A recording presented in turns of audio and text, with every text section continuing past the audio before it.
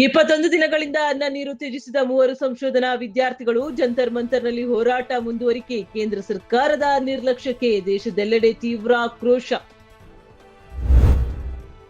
21 ದಿನಗಳ ಉಪವಾಸ ಇನ್ನೂ ಕರಗದ ಕೇಂದ್ರ. ಜಂತರ್ ಮಂತರ್ನಲ್ಲಿ ವಿದ್ಯಾರ್ಥಿಗಳ ಹೋರಾಟ ತೀವ್ರ.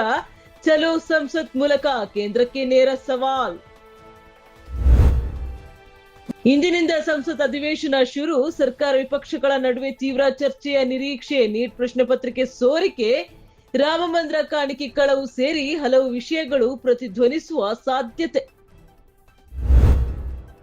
ಪಾಕ್ ಜೊತೆ ಮಾತುಕತೆಗೆ ಸಿದ್ಧ, ವಾಂಗ್ಚುಕ್ ಜೊತೆ ಯಾಕಿಲ್ಲ? ಮೋದಿ ಸರ್ಕಾರವನ್ನ ಪ್ರಶ್ನಿಸಿದ ಉದ್ಧವ್ ಠಾಕ್ರೆ. ಜಂತರ್ ಮಂತರ್ ಹೋರಾಟದ ಬೆನ್ನಲ್ಲೇ ಕೇಂದ್ರದ ವಿರುದ್ಧ ಕಿಡಿ.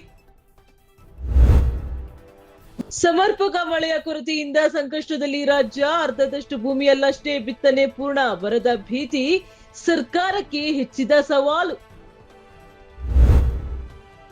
ಬರದ ಸವಾಲಿಗೆ ಟೀಮ್ ಕರ್ನಾಟಕ ಸಜ್ಜು. ಸಚಿವರು ಅಧಿಕಾರಿಗಳಿಗೆ 24 ಗಂಟೆ ಜವಾಬ್ದಾರಿ.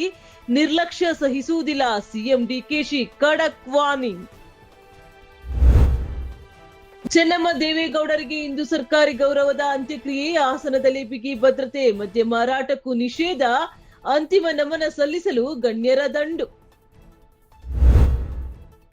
ಕರಾವಳಿ ಮಲೆನಾಡಿಗೆ ಮತ್ತೆ ಮಳೆ ಅಬ್ಬರದ ಎಚ್ಚರಿಕೆ. ಉಡುಪಿ, ದಕ್ಷಿಣ ಕನ್ನಡ ಸೇರಿ ಹಲವು ಜಿಲ್ಲೆಗಳಲ್ಲಿ ಭಾರೀ ಮಳೆ ಸಾಧ್ಯತೆ. ಜನರು ಎಚ್ಚರಿಕೆಯಿಂದ ಇರಲು ಹವಾಮಾನ ಇಲಾಖೆ ಸೂಚನೆ. ಇರಾನ್ ಅಮೆರಿಕ ಸಂಘರ್ಷ ಮತ್ತಷ್ಟು ಭೀಕರ. ಅಮೆರಿಕ ಸೈನಿಕರ ಸಾವಿನ ಬೆನ್ನಲ್ಲೇ ಭಾರೀ ಪ್ರತಿದಾಳಿ. ಹಾರ್ಮೋಸ್ ಜಲಸಂಧಿ ಬಿಕ್ಕಟ್ಟು ಮತ್ತಷ್ಟು ತೀವ್ರ.